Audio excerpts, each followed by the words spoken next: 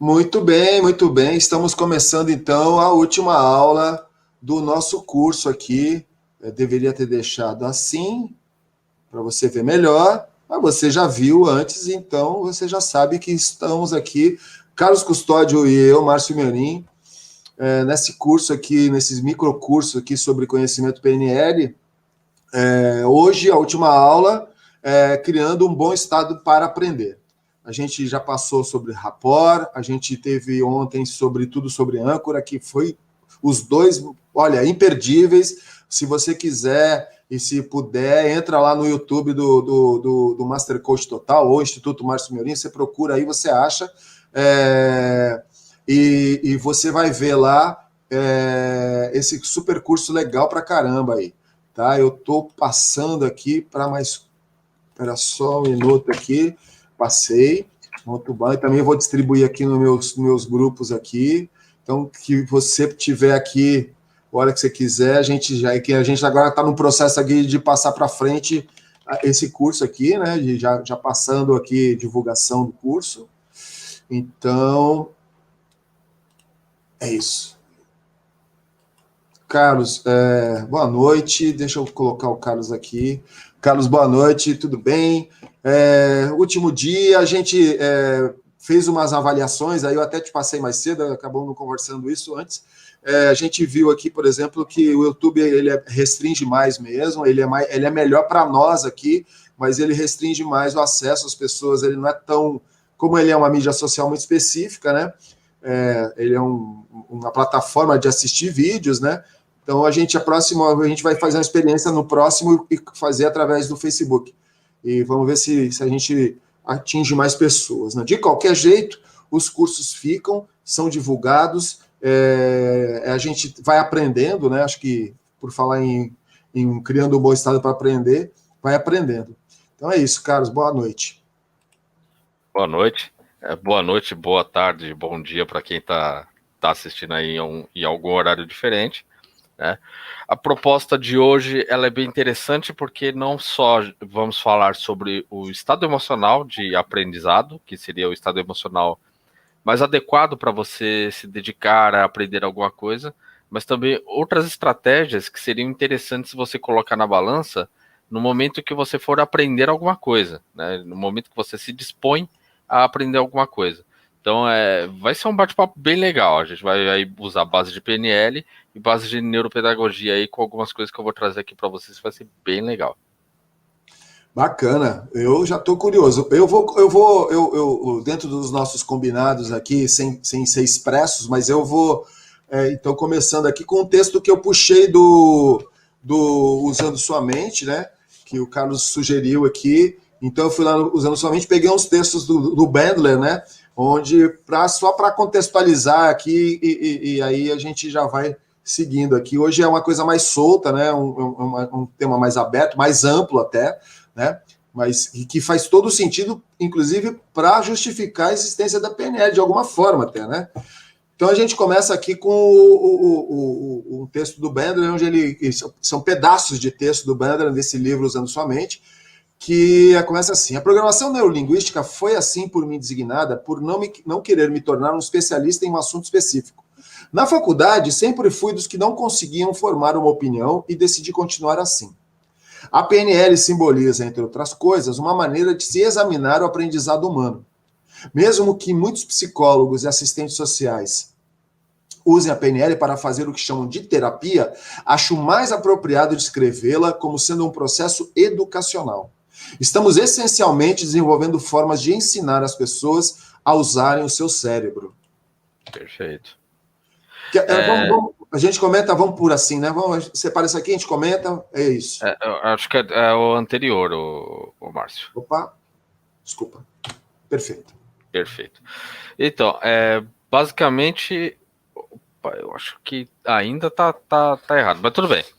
Mas basicamente ele falando aqui, por exemplo, sobre a programação neurolinguística, você não se tornar um especialista em nada, né? Perdão. Assim, desculpa, melhor. Acontece. Acontece.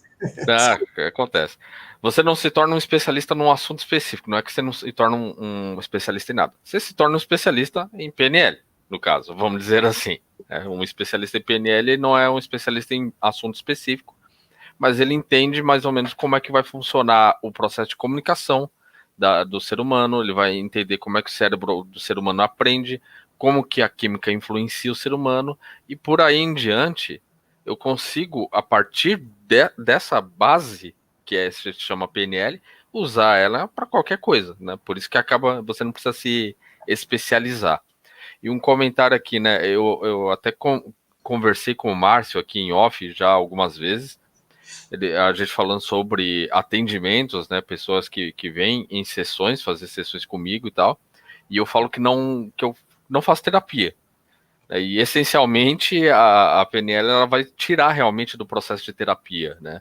A diferença entre uma terapia e a PNL já começa pelo fato de a PNL não precisa saber exatamente o que está acontecendo, o conteúdo, e nem ir lá para o passado, né, retirar toda a essência, todo o processo que fez o seu novo comportamento acontecer. Ela vai, na verdade, identificar a estrutura do que você está fazendo, a sequência de pensamentos que você tá tendo, a emoção que você está gerando, e aí a gente vai, com essa estrutura, modificar, colocar uma nova estrutura no lugar, vamos dizer assim. Por isso que é um processo que ele chama de educacional.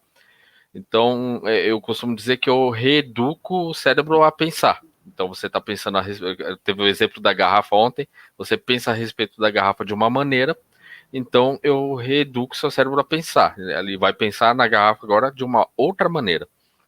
Então, essa é a essência que tira a PNL de dentro da terapia. A terapia ela vai fazer um outro processo, e é óbvio que psicólogos que usem de PNL, eles podem casar PNL com terapia, mas o trabalho que hoje essencialmente eu vou fazer usando a ferramenta PNL não é terapia, então é bom também deixar isso bem claro, né? E se você precisa, você que está vendo, você precisa de terapia, você quer procurar um profissional de psicologia, por favor, procure, eles são excelentes, sim. Mas só para deixar bem claro que existem essas diferenças aí. É importante a gente tomar esse cuidado sempre, né? Porque no fundo há cada vez mais um processo aí, né? Vamos dizer assim, de formalização dos profissionais enfim. A gente quer deixar claro qual é o espaço de cada um, onde é que vai um, onde é que vai outro, né? Eu acho muito interessante que essa fala do Carlos, para ficar bem claro, eu tenho muita preocupação com isso, e claro que o Carlos também, né? Então, vamos seguir o nosso aqui. Eu já tinha falado que o programa, isso aqui é bem o comecinho do livro, ele justificando, né? Opa! Aí ele diz o seguinte: a maioria das pessoas não usa seu cérebro de maneira ativa e refletida. O cérebro é uma máquina que não pode ser desligada. Se você não lhe dar algo para fazer, ele continuará a funcionar até cansar. Se alguém for colocado em um desses recipientes de privação sensorial, o seu cérebro começará a gerar experiências internas. Se o seu cérebro não tiver o que fazer, ele vai começar a fazer alguma coisa sem se importar com o que seja. Você talvez se importe, ele não se importa. É um processo totalmente automático, né? É puramente inconsciente, e usá-lo de maneira ativa e refletida, aí entram as questões de técnicas, né, Márcio? Que inclusive a gente comentou ontem da metáfora do gorila, né? Você está usando o seu cérebro de uma maneira ativa quando você está fazendo com que esse gorila se mova para outro lugar e que ele entenda que aquele outro lugar é o lugar bom para ele, tá? Então esse seria o seu trabalho com o inconsciente ou subconsciente aí. A maneira refletida é quando eu conscientemente entendo que eu preciso fazer alguma coisa. Exemplo, estou tomando muito café, né? Então, eu conscientemente entendo que eu estou tomando muito café e que eu preciso parar de tomar café. Esse é o meu processo consciente, eu estou refletindo a respeito disso. Então, é um casamento entre o consciente e o trabalho com o seu inconsciente. Esse trabalho com o seu inconsciente também tem que ser feito de maneira consciente. Então, é um processo de auto-hipnose, vamos dizer assim. Você faz uma sugestão hipnótica para você mesmo, para você conseguir fazer todas as mudanças que você necessita aí. Tá, e aquela história, né? A frase que ele termina esse slide é ótimo. Você talvez se importe com o que o seu cérebro está fazendo. Ele não vai se importar, ele vai fazer sempre alguma coisa. E esse é um problema que muita gente tem, né? A pessoa fica pensando em várias coisas que não deveriam estar pensando, e aí isso vai gerando química negativa dentro do corpo. E ela não quer pensar naquilo, mas o cérebro está pensando naquilo, né? Então começa a atrapalhar o processo. Então é o processo de, então se eu estou fazendo isso comigo, eu tenho que dar um jeito de tirar isso da minha cabeça, né? É aquela história, se eu entro na sua casa e eu pinto alguma coisa horrorosa, né, que você acha horrorosa numa das paredes, você vai me xingar, vai me expulsar, e no dia seguinte você vai pintar aquela parede para você não ter que ver aquilo. Só que dentro da sua cabeça você não está fazendo isso, né? Então você tem que entender até que ponto que você tem que mexer dentro da sua cabeça para modificar essas coisas. Inclusive, obstáculos de ordem moral, né, de ordem educacional, da história da pessoa, né? Muita gente vê essas alterações do seu comportamento, muitas vezes, inclusive, como alterações da sua personalidade, como se fossem alterações que é a história, voltamos lá para a pirâmide, né? Que é a do comportamento sendo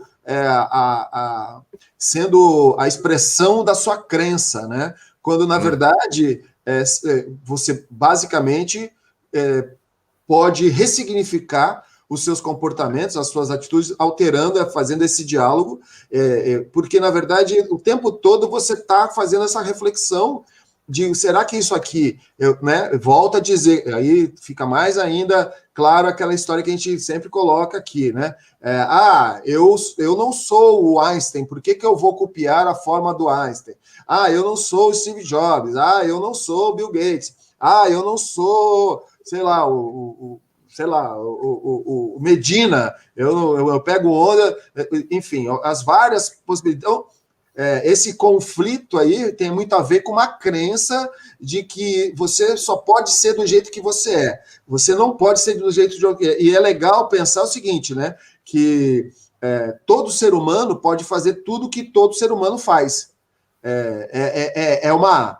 Quase, se a gente quiser transformar isso numa relação religiosa, espiritual, a gente pode dizer, apelar até para a Bíblia, né, para quebrar a cabeça da pessoa, né? Deus não fez todo mundo igual, Deus não fez o Adão de um barro, o Adão não é o pai de todos aí, quem aceita a Bíblia aí, quem pensa, fazendo uma polêmica que é bem meu estilo, né? Então, se você pensa assim, se você pensa em religião e todos os homens saíram do mesmo lugar e todos os homens são iguais, por que você só pode ser do jeito que você faz e errar só do seu jeito? Por que você não pode fazer do jeito que algumas pessoas que você admira fazem e ir lá estudar essas pessoas e usar as ideias da PNL para seguir e melhorar você como pessoa?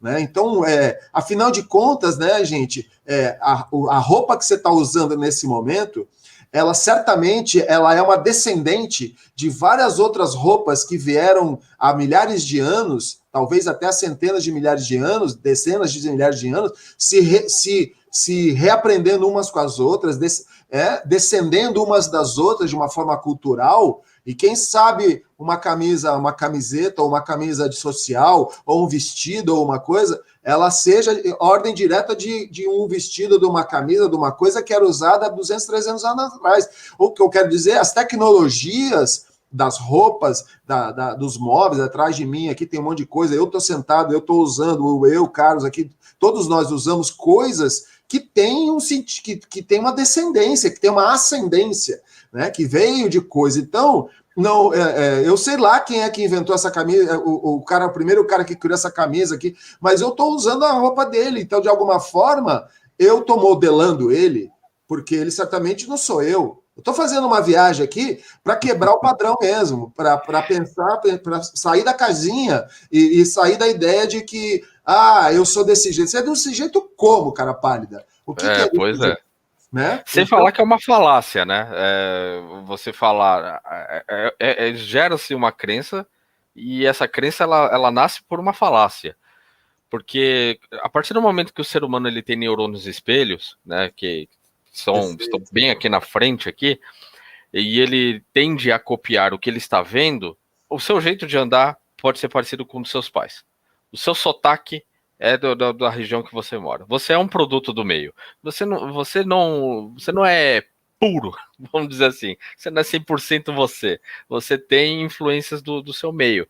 Então, a partir do momento que o jeito que você pensa é a influência do meio, o jeito que você decide as coisas é a influência do meio, as suas crenças são também produtos da influência do meio, e a influência do meio não quer dizer que eu vou ser só do jeito que aquele meio me moldou. Também, o que eu renego daquele meio também é uma influência do meio. Perfeito, perfeito. Então, são coisas que a nossa personalidade vai se moldando a partir do local que nós estamos. Então, por isso é uma falácia enorme você renegar a imitação de uma outra pessoa, por dizer assim. O pessoal fala, Não, não, fazer uma cópia é uma coisa ruim. Por que é ruim? É ruim para quem? Você vai reinventar a roda, então? Dependendo do que você for fazer? você precisa reinventar a roda, né? Você precisa É. gastar energia nisso, para isso? Para quê, né? Eu confesso aqui que lá nos anos 90 caiu um livro na minha mão que era alguma coisa sobre os líderes. É um livro conhecido aí que falava como os líderes, não sei o que. Não sei. Eu assim, no alto da minha arrogância, eu olhei aquilo e deixei de lado, mas imagina. Eu não preciso, eu acho que isso aqui é é uma malandragem para vender livro, porque vai ter gente fraca aí que vai usar. Quer dizer, e muita gente pensa isso, né? Pensa isso. Então, assim, se você pensa nisso, é porque você não está tendo a clareza do que você vai buscar.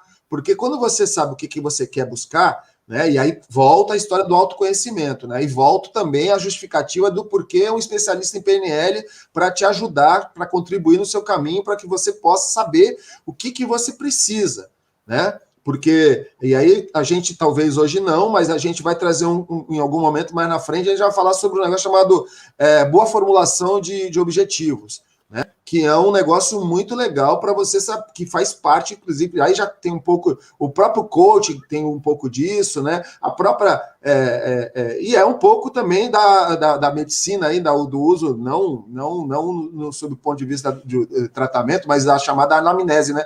Você busca um diagnóstico que não chega na não é, eu só tô me apropriando do termo aqui, pelo amor de Deus, né? Só estou me apropriando do termo, né? Falando que, na verdade, você tem que fazer um diagnóstico de você. E para isso você está fazendo um processo de autoconhecimento, né? Perfeito, é isso mesmo. Bom, voltemos aqui para o nosso Bandler aqui. Então, ele falou que a maioria das pessoas a questão do cérebro de maneira ativa, vão para frente, né?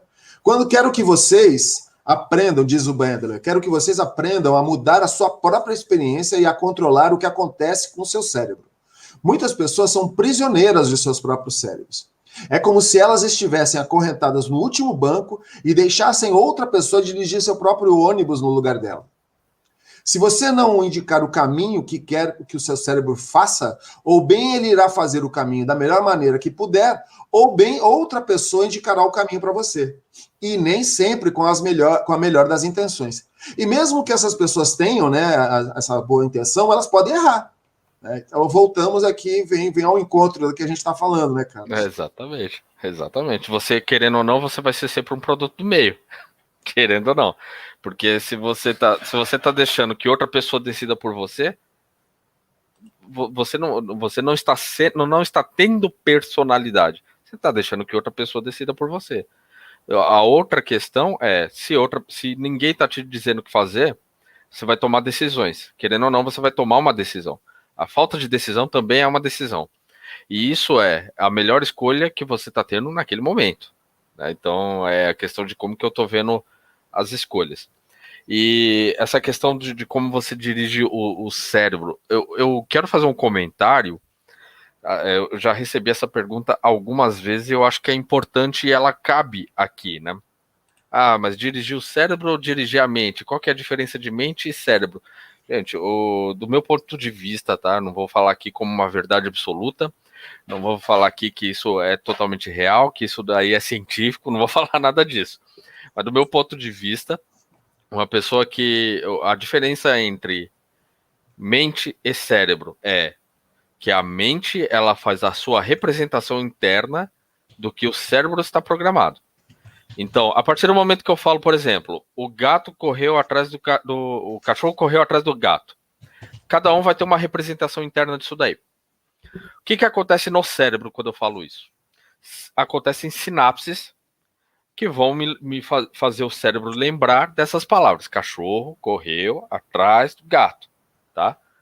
Então, isso vai acontecer aqui dentro, fisicamente. Sinapses que vão disparar isso daí, esse pensamento.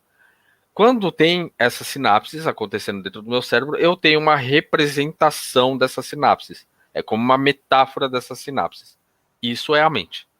Então, a partir do momento que eu forço a minha mente, vamos dizer, essa representação, eu também estou fazendo alterações físicas, porque eu estou gerando outras químicas, e por isso que existe aí uma modificação atual ali, no momento, na hora ali do processo.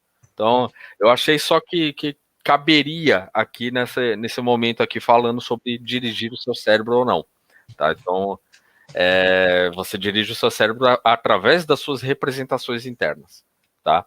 E isso daí, que você pode falar que é mente, que é subconsciente, que é inconsciente, né? Numa estrutura de neurociência, o inconsciente ele não existe fisicamente, né? O cara vai abrir a sua cabeça e não vai achar onde está o inconsciente. Porém, o inconsciente é uma representação do seu processo físico. Isso é muito legal, cara. Tem uma mulher chamada Suzane Herculano Ozel. Ela escreveu, é uma brasileira, uma pesquisadora carioca, escreveu um livro chamado A Vantagem Humana, onde ela desenvolveu uma técnica e ela contou a quantidade de neurônios existentes no cérebro, cara. E todo mundo fala, tem 100 bilhões, ela falou, não, ela contou e ela chegou à conclusão. Isso é só uma coisa, assim, uma curiosidade. Não tem 100 bilhões, tem 86 bilhões. E aí é toda uma construção, esse livro, quem puder, vale a pena, meio maçante, porque tem muitos dados científicos, mas assim, tem muitas passagens maravilhosas. E aí, eu estou falando isso dela, porque tem uma Roda Viva no YouTube, você acha, onde ela é convidada e tem um psicólogo que faz um debate com ela, e é exatamente isso aí que você está colocando. E ele fala da estruturação, né? E ela fala, não, o cérebro... esse negócio, por exemplo, eu tô aqui sentada, eu tô aqui, por exemplo, Márcio, acabei de me coçar aqui. Você acha que o meu entendeu? Meu subconsciente falou, vou parar. Não, é tudo aqui, acontece tudo junto ao mesmo tempo, é muito mais rápido, muito mais, entendeu? Então é polêmico essa questão que você está levantando, sob ponto de vista de verdades aí, que querem se defender e tal. Não, né? Ai, meu Deus, eu resolvi esquecer esse homem. Daqui a pouco eu vou lembrar o nome dele, esse francês que reescreveu muita coisa da teoria do Freud, né? O Lacan, exatamente. Muito obrigado. Agora eu acho que eu não vou esquecer mais. O Lacan escreveu e o Lacan fala isso que ele falou, né? Que a psique é estruturada a partir da fala, né? Então você estrutura ela falando, né?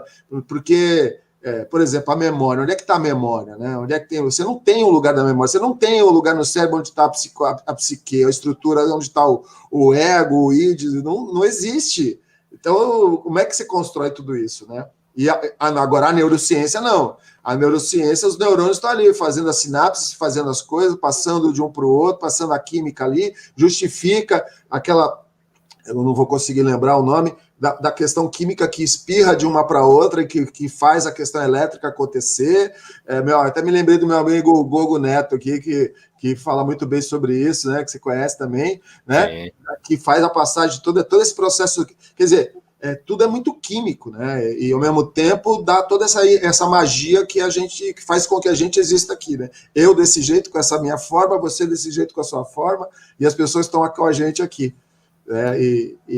e de alguma forma a gente justifica tudo isso, né? E o legal da PNL, essa é a grande sacada, é isso que eu te agradeço demais, porque eu acho que quando você traz essa conversa toda, você mostra claramente que tem muito a ver com cada um decidir o que, no final, o que você quer fazer, né? Se você não quer fazer nada, né, que é a piada do cara, o cara entra no elevador lá, pega o assessor e fala assim, que andar que o senhor quer ir? Fala, eu já errei o prédio mesmo, então qualquer andar serve. Ótimo. Bom, vou passar aqui para frente. Desculpa, Carlos, hoje eu estou entusiasmadinho, estou no sextou aqui, perdão, viu? Bom, e aí o Bender arremata dizendo o seguinte, a PNL oferece a oportunidade de se estudar algo na escola que sempre me disseram que era horrível, a subjetividade. Aprendi que a verdadeira ciência estuda os fatos de maneira objetiva.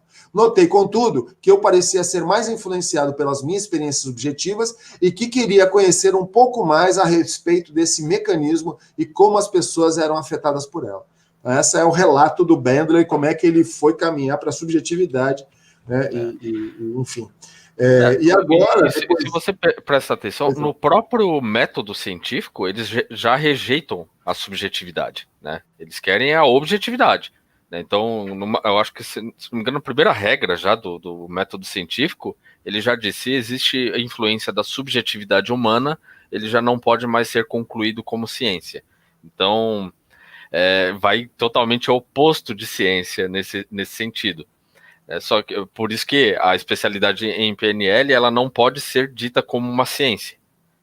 O próprio Bandler fala isso, o John Grinder fala isso, não é uma ciência, você não pode estudar ela sob o ponto de vista científico, porque tem coisas ali, a subjetividade vai entrar no meio, você não tem como fazer previsões como você faria na própria ciência, você não tem como fazer replicações exatas de uma pessoa para outra, porque tem esse fator de subjetividade, né?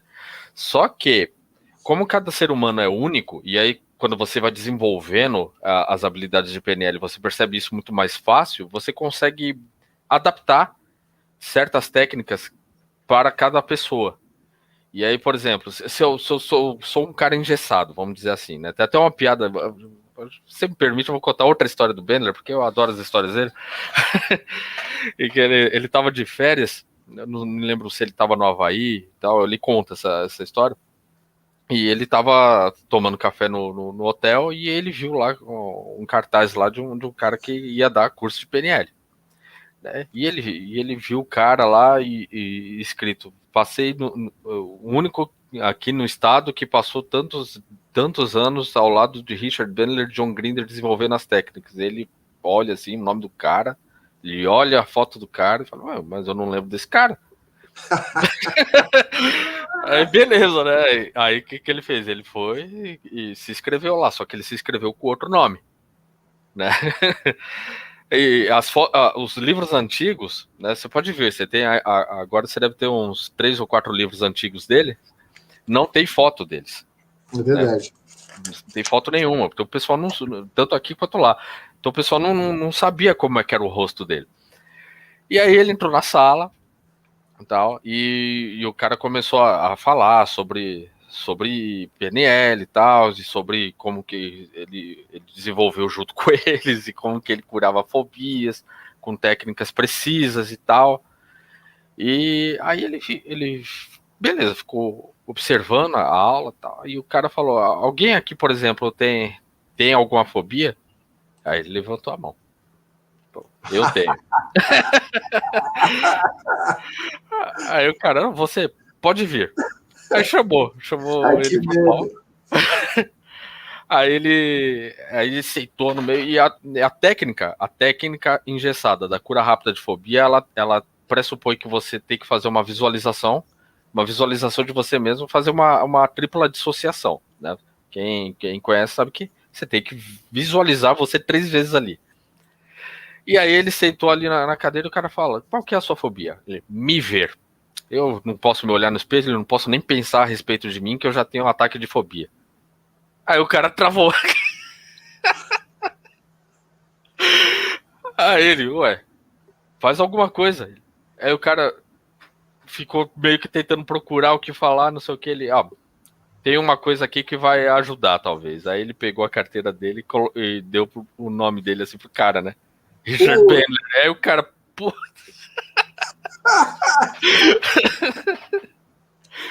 Moral da história, né? Pegando o gancho que a gente já estava falando. As técnicas, elas não podem ser tratadas como coisas engessadas e nem tão pouco científicas, porque elas não são totalmente replicáveis.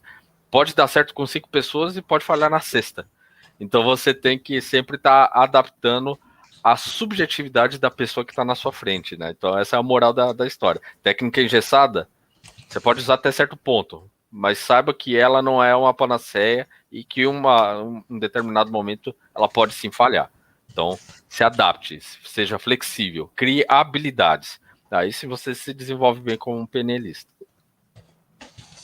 Nossa, eu tô. A gente já. Deixa eu. Opa, cadê eu? Cadê eu aqui? Ah, meu Deus. Me perdi aqui de mim, eu não posso me ver. Bom, e agora, né, depois dessa conversa aqui do Bandler, a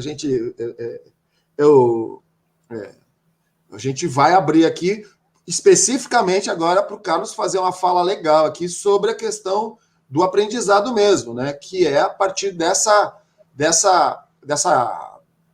enfim, desse triângulo aqui, desse raciocínio aqui do Edgar Dale, né? Isso. Muito bem. Para você. Então, basicamente assim, se você olha para esse espectro, né, você vai ver que existe o ensino passivo e a forma de aprendizado passivo e a forma de aprendizado ativo, tá? O passivo, ele tende a ser por leitura, você escutar uma pessoa, você assistir um filme, você observar, só que você não fazer nada a respeito. E isso tende a trazer algum aprendizado? Tende sim. Só que ele é bem inferior ao modo ativo, onde você pode ensinar uma pessoa, você pode fazer simulações, você pode interpretar aquele processo e você pode fazer aquela pessoa, fazer aquele novo aprendizado. Fazendo isso, você consegue preencher o processo de aprendizado muito mais rápido. Por quê? Aí vai entrar a questão entram algumas questões de neurociências, até um trabalho de um professor que era italiano, ele morou aqui no Brasil, que se chama Pierluigi Piazzi, onde ele dizia o seguinte, né, e aí entra a questão de emoção também, que eu já vou falar. Você aprendeu alguma coisa, você está na escola, você está assistindo aula, a professora está falando lá, passou tudo, não sei o que, você copiou do jeito que você estava vendo ali, você está num processo passivo, totalmente passivo, ok? Se você não ativa, não faz o processo ativo, segundo o Pierluigi Piazzi, você tem muito mais dificuldade de você aprender realmente o processo. Então, isso gera duas coisas aqui, duas situações. O aprendizado, ele tem que ser feito de forma ativa, e isso vai fazer com que todo mundo tenha que se tornar, de uma certa forma, autodidata. Vou dar um exemplo disso. Na escola, Mariazinha está lá assistindo aula. A professora falou, inseto tem 6 pernas. O aracnídeo, que seria a questão da aranha, ela já não é um inseto, é um aracnídeo, então você identifica porque ela tem 8 pernas, né? Ela tem 8 patas. Legal, a Mariazinha foi, anotou, bonitinho, escutou aquilo. Se a Mariazinha chega em casa, à tarde, pega uma folha em branco e desenha uma formiguinha com 6 patas, escreve ali, inseto tem 6 patas, e desenha do lado uma aranha com 8 patas, escreve aranha, aracnídeos tem 8 patas, ela está fazendo o processo ativo, e ela está fazendo esse processo por ela mesma. Por isso, ela vai conseguir aprender aquele processo. Porque quando é passivo, a informação tá chegando no meu processo límbico, né? No sistema límbico do meu cérebro. Eu tenho que passar ele para o neocórtex. E o neocórtex, ele vai pegar o quê? Quando você vai dormir, ele vai pegar informações que você considerou importante durante o dia, que ele considera importante durante o dia. Ou seja, coisas que você deu a devida atenção e coisas que tiveram uma retenção emocional. tá? Então a emoção ela é importante aí no processo de aprendizado também. Ela que vai auxiliar o seu cérebro a entender o que ele tem que pegar e jogar fora, o que ele tem que pegar e gravar. E aí ele vai pegar essa informação que a Mariazinha fez da aranha no sistema límbico dela, e aí à noite ele vai fazer todo o processo de captura daquela informação. Por isso que o sono é muito importante no processo de aprendizado. Você dormir bem, você vai primeiro fazer o sono profundo, né? Você vai entrar no sono profundo, aquele sono que você não sonha, mas você recupera células, você faz todo o processo de recuperação do seu corpo. Só que nesse momento você não tem um raciocínio, né? Você não tem nada acontecendo ali no seu cérebro. Você é como se fosse um boneco sem cabeça ali. Você é mais burro que uma pera em coma. Então, ali é só o processo onde você vai fazer uma recuperação. Quando você vai subindo para o sono REM, que é a rápida movimentação dos olhos, aí sim acontece esse processo. E aí existe o nascimento ali do neurônio, que é a coisa mais linda de se ver, né? Você vê o neurônio criando as patinhas dele, tudo, né? E a partir dali, você aprendeu. Por isso que o processo ativo, ele é muito importante. Você vai fazer o quê? As duas coisas? As duas coisas. Quando você vai fazer um processo de aprendizado, você tem que buscar fazer as duas coisas. Se você faz só o passivo, você vai lembrar de algumas coisas? Vai. Dependendo até da emoção do momento que você viu aquilo acontecer, você vai captar bastante informação. Agora, é muito melhor se você fizer o processo ativo antes de dormir. Né? Por isso que em cursinho a gente escuta a famosa frase, né? A aula dada é aula estudada hoje. Por quê? Porque você tem que fazer essa ativação na sua mente para que o seu cérebro capte no momento que você está dormindo. Se você fez um processo passivo aqui de manhã, almoçou e foi tirar um sono de 2 horas à tarde, você jogou isso daqui fora. Então, o ideal é que você faça o processo ativo antes de você dormir, aí você consegue realmente captar essas informações. E aí entra na questão do bom estado para aprender, né? Que entram as emoções. Quanto melhor forem as emoções para que você aprenda alguma coisa, melhor. Então a emoção ela está totalmente associada a se você vai aprender mais fácil ou não alguma coisa. Então, primeira emoção que você tem que sentir, e isso é uma emoção sim, a curiosidade. Se você não se sente curioso a respeito de algum fato, você não vai nem querer saber dele. A pessoa vai falar do seu lado e você não quer saber. Você não tem um objetivo de querer saber mais sobre aquilo. E agora, se você está curioso a respeito de, eu gostaria muito de saber, de aprender a tocar piano, e você começa a ficar curioso sobre isso. Você pode não ter um piano na sua casa. Você vai ver vídeo no YouTube, porque você está curioso a respeito de um fato. Tá? Então, a primeira coisa que você tem que gerar dentro de você é a curiosidade sobre um assunto. E aí, como é que você faz isso? Influenciando também as suas representações internas. Qual foi a última coisa a respeito da qual você sentiu muita curiosidade? E aí você busca isso dentro da sua mente. Eu senti muita curiosidade a aprender a dirigir, por exemplo. Legal. E como que era quando você sentia essa curiosidade? Como que você sentia essa curiosidade dentro do seu corpo? Tá, beleza. Eu sentia ela aqui no meu peito e ela me movia para frente e tal. Legal. Sentindo esse processo, sentindo esse giro, essa movimentação no seu corpo de curiosidade indo para frente.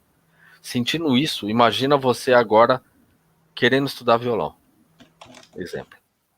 Você vai começar a associar essa mesma emoção de curiosidade ao violão. E aí você começa a gerar esse processo de querer saber mais a respeito do violão. De querer criar esse processo de aprender realmente a tocar aquele instrumento. Então, e aí, a partir do momento que eu tenho essa curiosidade, eu tenho que me dar mimos, né? Eu aprendi alguma coisa,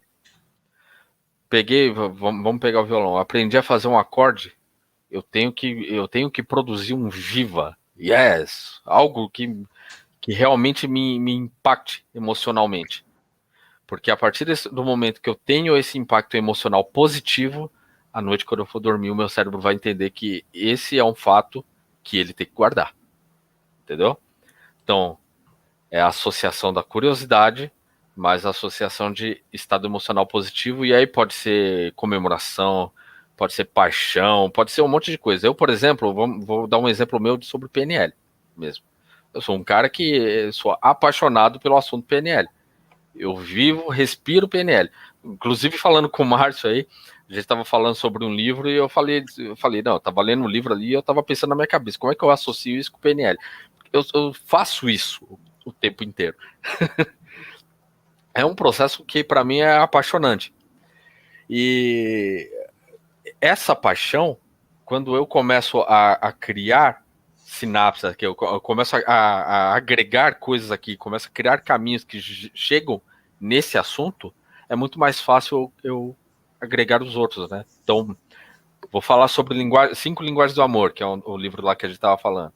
Se eu faço o processo junto com o que eu já tenho paixão sobre, eu gravo o assunto mais fácil. Se eu falo sobre mecânica de carro e associo com o que eu já tenho paixão, eu aprendo mais fácil. Então, sempre estar gerando emoções extremamente positivas para o que você está querendo aprender. Ô, Carlos, deixa eu pegar a carona aqui no que você está falando. Não é carona, não. Na verdade, é para te botar numa enrascada aqui. Tá. Todo mundo quer aprender 2 coisas hoje em dia. Eu acho, pelo menos. E se não for todo mundo, é eu, todo mundo, eu. Beleza.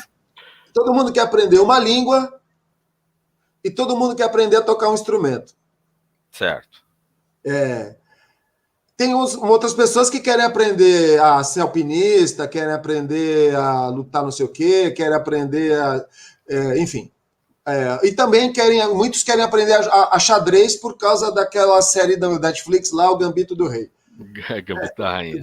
Sacanagem, essa foi sacanagem. Não, mas basicamente, se eu não tiver errado, a grande frustração de todo mundo é porque todo mundo, em algum momento da vida, ou a mãe, ou o pai, ou sei lá, alguém tocava um violão, uma coisa perto, um piano, uma coisa perto, e o cara olhava aquilo e ficava, e nunca chegou lá, ou nunca tentou. E a outra é realmente o tal do inglês, né? Ou o alemão, né? E aí tem os outros aí, o espanhol, o italiano, né, basicamente, tem o russo também e tal. Enfim. E aí? Quais são as dicas aqui para um cara que está pensando nisso? Porque eu sei, estou falando isso porque o cara já conversou e o Carlos é fluente em inglês. E eu queria também perguntar se você usa isso, porque, claro, toda língua ela é viva, né? Então você vai falar, vai usar, vai ver um filme, vai conversar com alguém. Se você não usá-la, em algum momento ela vai atrofiar. E você pode ser que daqui 1 ano, 2 anos, 3 anos, você regrida na fluência, né? Sim. No caso do inglês, começou muito cedo comigo, né? Eu comecei com 13 anos de idade, 14 anos de idade, a aprender por conta. Inclusive, eu acho que o Gustavo tá aí, tá assistindo a gente, Gustavo Galhardo, que é o meu amigo de infância mesmo, né? Desde 7 anos de idade, eu comecei a aprender com ele. A gente começou a meio que trocar figurinha nisso daí, né? Muita influência de rock e tal. E eu queria basicamente aprender para entender o que estava acontecendo nos jogos de videogame que eu jogava, tipo Final Fantasy, jogos de RPG, né? E eu queria também aprender para saber o que de achos que os compositores, cantores de rock and roll estavam cantando, estavam dizendo nas letras deles. Essa era a minha curiosidade. Eu queria por conta de um objetivo, né? E eu acho que isso é importante também. É você colocar um objetivo, um porquê de querer aprender alguma coisa. Tem gente que, e aí pode soar mal, pode soar como uma crítica, mas há uma coisa que é muito comum. 3 reclamações que muito aparecem para mim, de não realmente não tocar um instrumento, não falar um novo idioma e não ler livros, né? O cara que não tem o hábito de leitura, são dores muito frequentes que eu encontro. E aí eu geralmente pergunto uma coisa, mas você quer ler livros, né? Você quer adquirir o hábito de leitura porque você quer ler mesmo? Ou você quer ter a identidade de uma pessoa que lê livros, né? Ou a identidade de alguém que fala inglês? Porque se for só por isso, talvez não valha a pena, entendeu? Você tem que ter um objetivo de uso daquilo, né? Tem que ser algo que faça bem para que você vislumbre aquilo e você se sinta bem com aquilo. Então é criar uma imagem muito clara de você mesmo usando aquilo.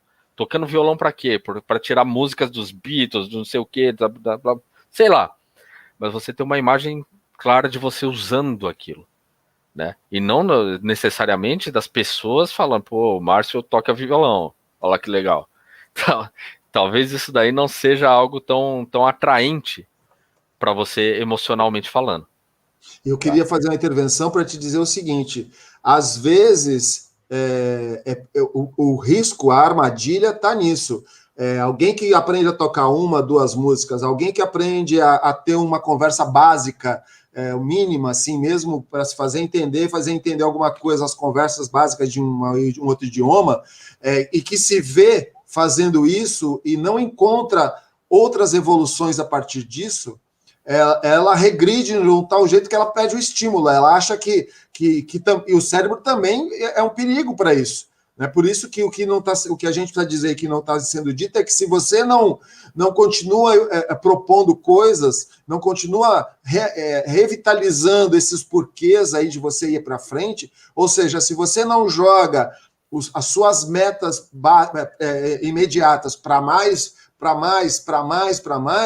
você faz isso que o Carlos acabou de falar, você fica só com o status de alguém que, eu já toquei uma música, eu já falei uma coisa, né, Carlos? Além do mais, ó, tem a questão de maestria, né? Se você pega, o que é a maestria? Maestria é você chegar a mestre de alguma coisa e chega num topo? Não. Quem estuda bem a respeito de aprendizagem, a respeito de você criar maestria das coisas, sabe que nunca tem um topo, né? O que acontece? Tanto em idiomas, qualquer coisa que você for aprender, tá? Quando você começa a aprender, se você tá no comecinho, você vai ter uma subida franca.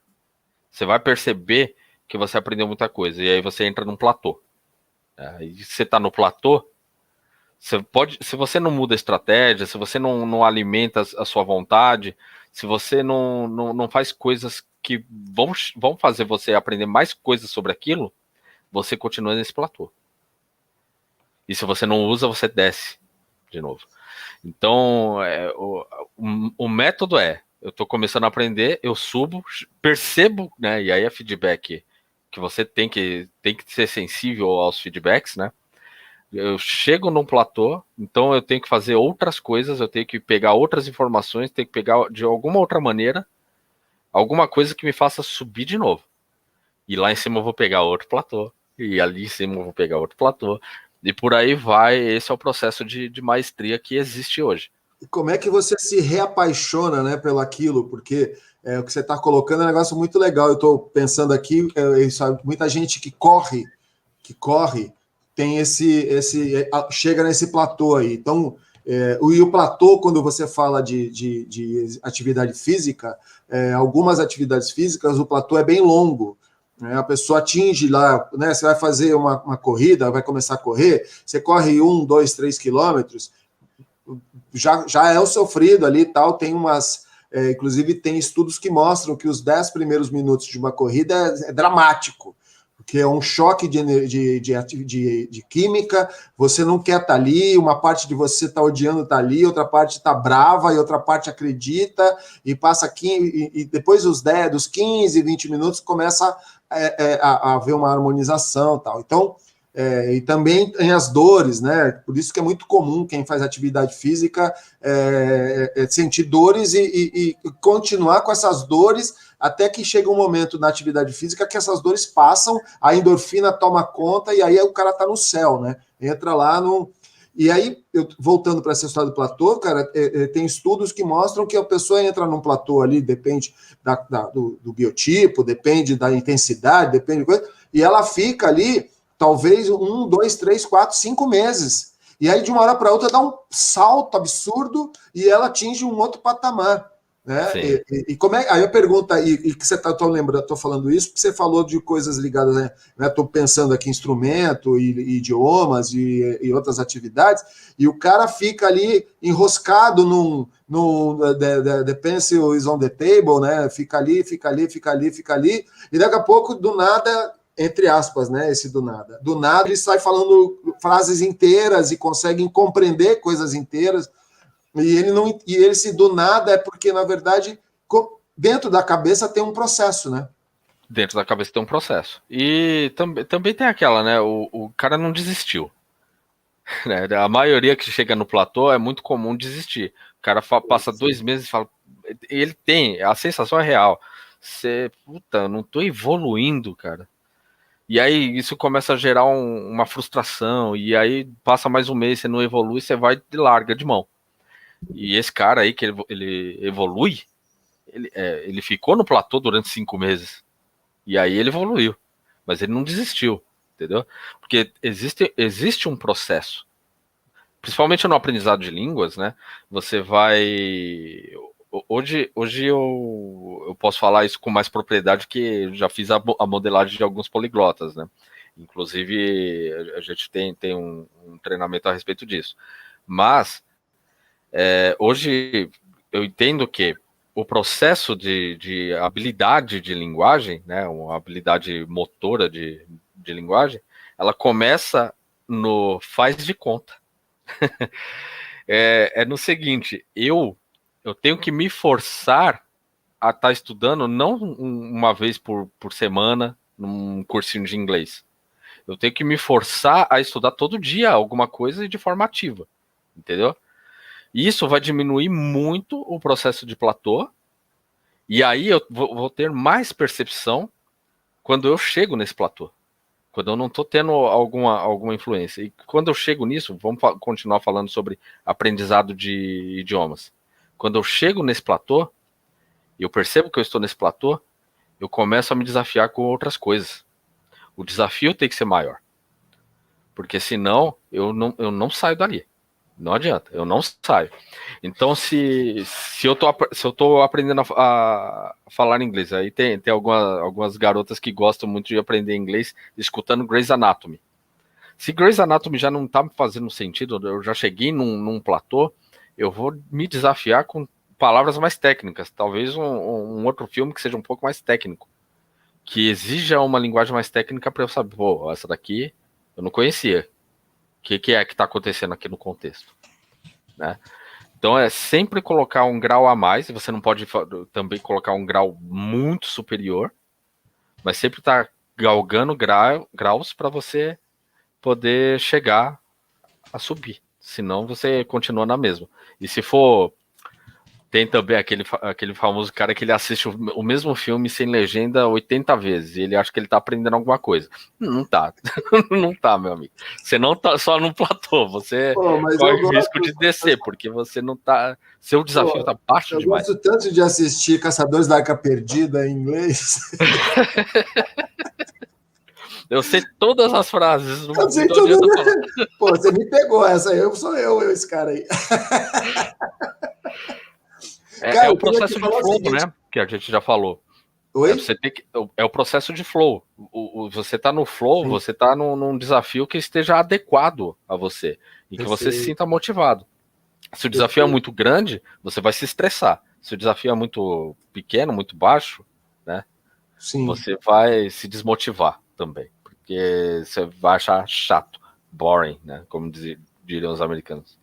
Boring.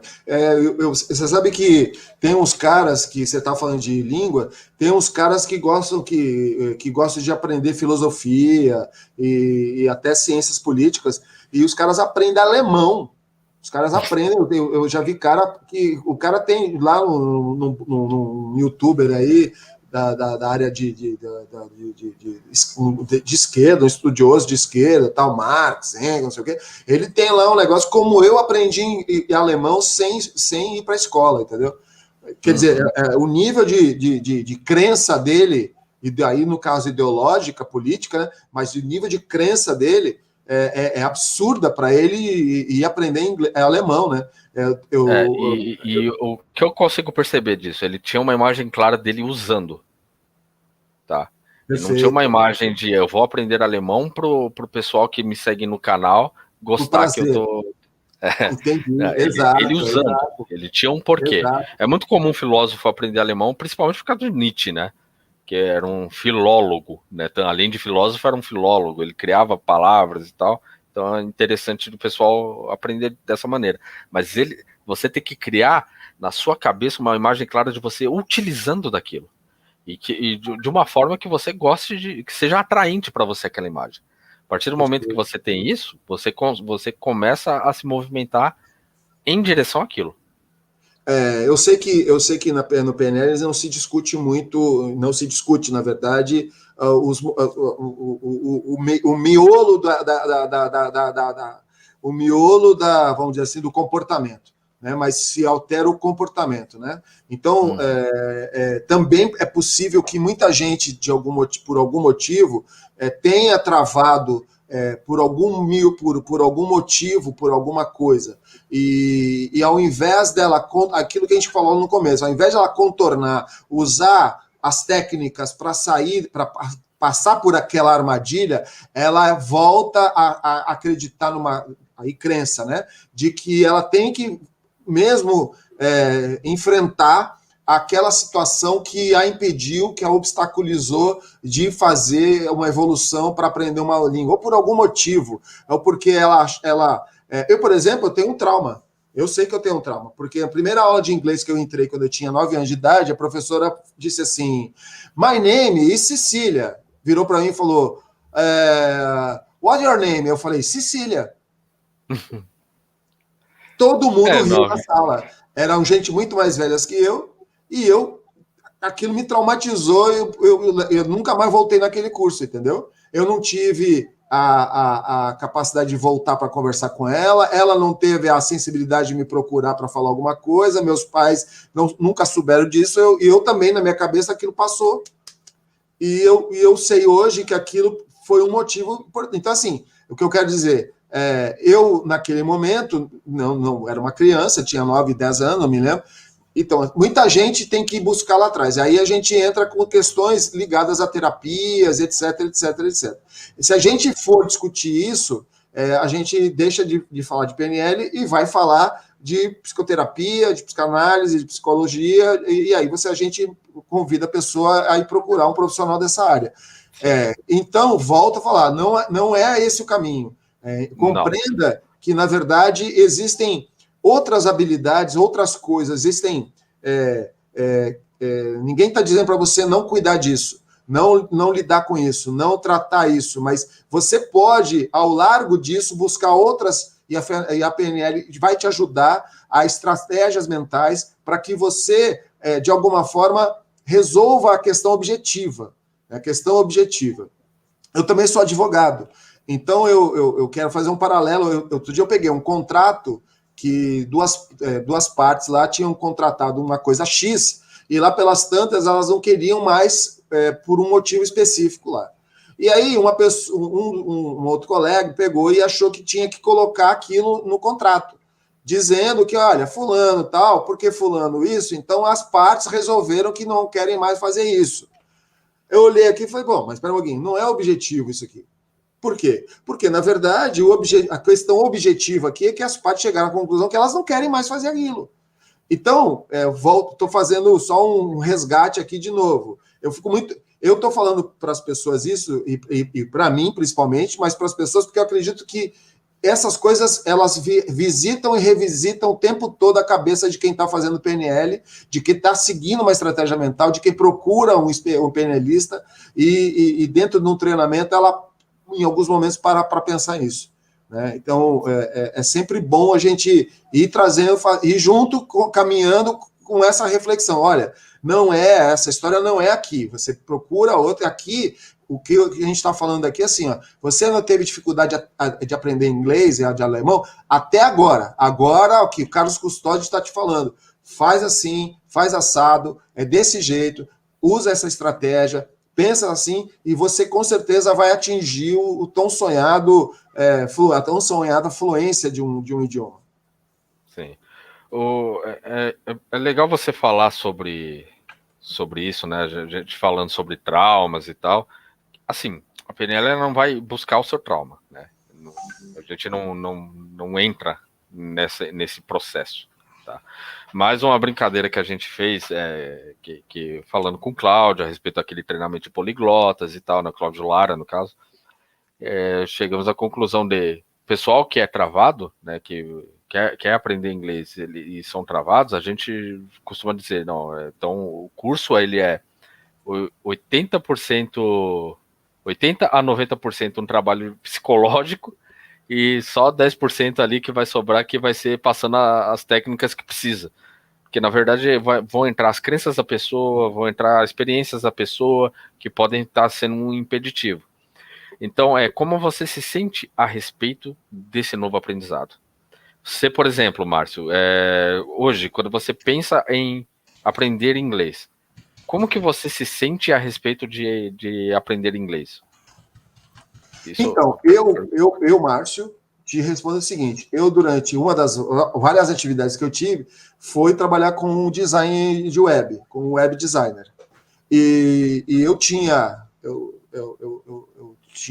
37, 38 anos e o meu sócio tinha 21 anos.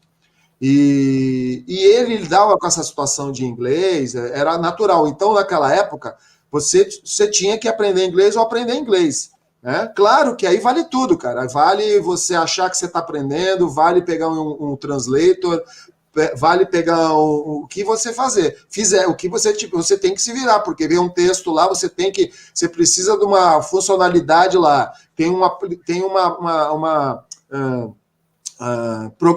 as programações chamadas de baixo nível, que são as de linha, você precisa entender aquelas coisas. Então, assim, de alguma forma, eu curtia muito design, sempre gostei muito da parte de design. Eu e esse meu parceiro, meu sócio, ele conseguia transformar muita coisa, enfim, aí aquilo que você falou, eu não sou fluente em inglês, eu me viro bem, e um dos motivos foi porque eu queria muito criar websites, entendeu? Então eu criei muitos websites com esse meu parceiro. Então você via você utilizando o inglês para este fim. Perfeito, exatamente. Entendeu? Você tem essa concepção de você tem que se ver. Essa é a ideia. Eu quando eu fui para fora do país, aí eu misturei tudo. Porque um pouco de inglês, com um pouco de espanhol, com um pouco de português, com um pouco. E assim, é muito legal você se colocar nessas. Claro, foram poucos dias, né? Senão, certamente, esse momento mágico teria passado. Eu teria que, efetivamente, aprender o idioma onde eu estava. Mas, assim, eu consegui me virar e eu entendi que, assim, a delícia do negócio é que, através da comunicação, você acessa coisas que estão passando ali, que você não está tendo a chance e você fica distante. Então, você vai para o lugar e você... Então, faz sentido isso de você buscar aprender mais. Sim, exatamente. E não menosprezar o seu aprendizado, independente se você está misturando as coisas, sim, você tem que se sentir bem. Por isso que é o bom estado para aprender. Você tem que ser não só curioso, você tem que se sentir bem a respeito daquele aprendizado. E se você errar, errou. Você vai errar português, desculpa. Você vai falar alguma coisa, do nada você vai soltar uma palavra que está totalmente errada em português. Não tem jeito. Sim. Isso é só uma crença que as pessoas têm de que tem que falar perfeitamente. Isso daí não existe. Os americanos não falam inglês perfeitamente. Você não fala português perfeitamente. Legal. Então, você tirar esse peso de cima de você. Você vincular emoções boas a respeito do que você quer aprender. Ô, Carlos, e você disse que você tem um treinamento para isso, né? Então... lá com o Cláudio Lara, a gente tem o treinamento de poliglotas. De poliglotas, que legal. Então, pessoal, você já sabe aí fazer o merchan do nosso querido Cláudio Lara com o Carlos aqui, custódio, que tiver interessado, quer aprender mais línguas, e é muito interessante sobre isso. O pai de um grande amigo meu, ele era alemão, é alemão, brasileiro, né? Mas assim, na verdade ele é judeu-alemão, mas ele é e brasileiro. Eu nunca vou esquecer isso. Ele falou que lá, isso há 900 mil anos atrás, ele foi viajar com um amigo dele, daqui do Brasil, e estavam lá. E aí chegaram em Paris. Ele falou, cara, eu cheguei no Paris, a pessoa começou a falar comigo lá na França, e eu comecei a conversar com ela. Só que eu não sabia que eu sabia falar francês. Assim, o que eu quero dizer é que o cara que é poliglota, é mais fácil o cara falar mais de 2, 3, 4 línguas do que aprender a primeira. Sim.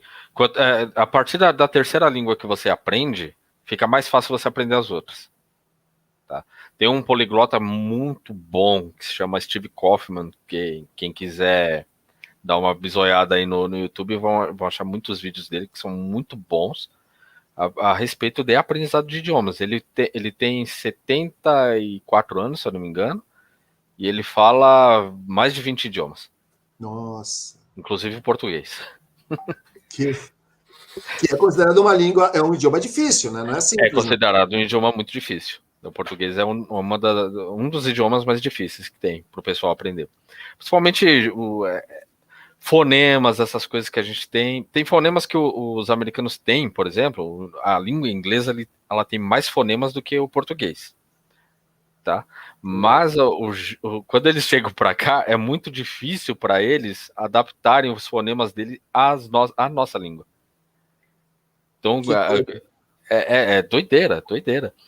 Então tem coisa que eles escutam a gente falando e eles não conseguem replicar. E é a mesma coisa para um cara que é brasileiro replicar o coreano, né? Por exemplo, o coreano ele vai falar que o nome dele é Cho. Aí você fala Cho, ele fala não, Cho. Para você tá, pô, eu tô falando certo, mas tem uma diferença ali de fonema que você não tá pegando, você ainda não consegue perceber. Perfeito. É muito legal essa história aí, muito legal, porque e o legal é que oxigena o cérebro, né? Aprender uma nova língua, aprender essas coisas, faz com que gera novas sinapses, novos caminhos neurais vão sendo formados, novas coisas acontecem, né? E você dá sentido a essa máquina, que nem diz o Bendler ali, uma máquina de funcionar, ela não para nunca, né? Você usando ela ou não usando, ela não para nunca. Então use ela da melhor maneira possível, use ela com um objetivo que seja legal para você, para a humanidade, para as pessoas. Use ela de uma forma que tenha aí um componente ético legal, né? Eu não estou aqui para fazer discurso, nem para ser pastor, padre, pai de santo, nem nada ligado à religião. Mas a gente sabe o que é o correto, a gente sabe que as armas que a gente tem, né, elas estão aqui para fazer sentido para a gente, né, para a gente deixar legado, para a gente deixar alguma coisa de bom, né, para a gente poder constituir aí os relacionamentos, as trilhas, então fica mais legal de bom essa história aí. Muito bom, Carlos. Bom, o pessoal tem alguma pergunta aí? Então, o pessoal com o nosso curso dessa vez aqui, eu estou meio triste, porque ninguém rolou pergunta, ninguém está muito interessado. O Gustavo deu um oi aqui, o Diego deu um oi, entrou outras pessoas, saíram. Mas a gente não desiste, a gente vai fazendo aqui, em algum momento vai chegar aqui pessoas que querem assistir esse curso e a gente vai discutindo, né? Eu queria lembrar que o Carlos, hoje eu não botei aqui, mas o Carlos já tem um canal de YouTube e vai tem um projeto de sábado aos sábados daqui logo, não esse, mas em algum sábado mais para frente. Fala um pouco sobre isso, que acho que é legal, Carlos. Sim, serão sábados de leitura. É um canal para panelistas, né? Que eu vou fazer leituras de livros, por exemplo, Sapos em Príncipes do Bendler, onde eu vou ler junto com o pessoal, vai ser ao vivo, né? Ler junto com o pessoal ali o livro e fazer as minhas reflexões a respeito daquilo, e até trazer experiências, né, minhas mesmo, tanto de atendimento quanto em cursos, em cima dos livros deles, né, tanto do Richard quanto do John Grinder. Vou trazer também livros do Joseph O'Connor, que são interessantíssimos de ler, e outras tantas aí a respeito dessa literatura que hoje é bem vasta, né, de PNL. E eu acho que é uma coisa muito, muito boa para se fazer, muita gente deixa de lado essa parte aí, e com os livros a gente aprende muito, né? Muito bom, é isso aí. E a gente não pode nunca achar que a gente não vai se tornar um leitor de livros, né? Então é Só isso. faça pelos motivos certos, né? Não faça para que os outros achem que você é um leitor de livros. Faça para que você goste de ler livros, né? Perfeito. Então pronto, já deu aqui nossa hora e pouco aqui, a gente vai encerrando nossa aula dessa segundo microcurso aqui. Mesmo com as pessoas que nos honraram aqui com a sua presença, aqui como o Diego, que teve todos os dias aqui. Diego, muito agradecido. Diego, parabéns aí pela sua crença aqui, tá com a gente. Espero que você tenha aprendido alguma coisa aqui, ou muita coisa, e agradecemos demais a sua presença aqui, nos ajudou. Se você está agora, saiu, não sei onde é que você está agora, mas muito obrigado.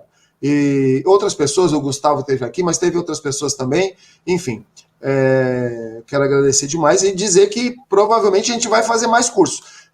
Se a gente fosse para se nichar para pouca gente, a gente não é, então vamos continuar. Vamos continuar, a ideia é essa, sempre continuando.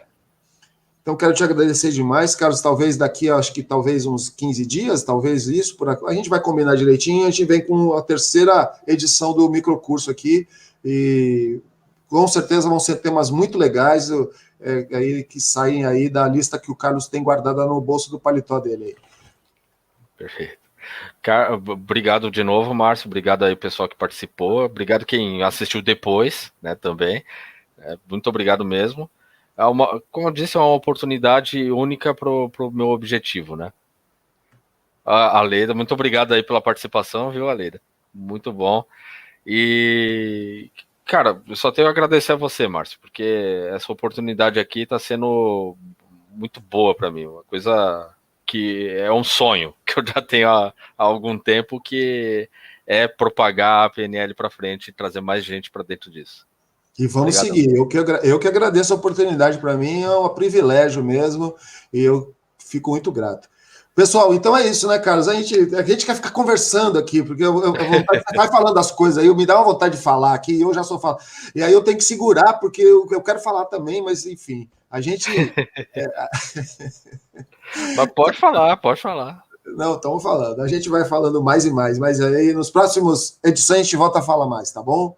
Tá ótimo. Abração. Sextou, minha gente. É hora de tomar uma cervejinha, ou não, tomar um chá, ou não, uma água, ou não, uma pizza ou não, mas relaxa aí, amanhã é sábado.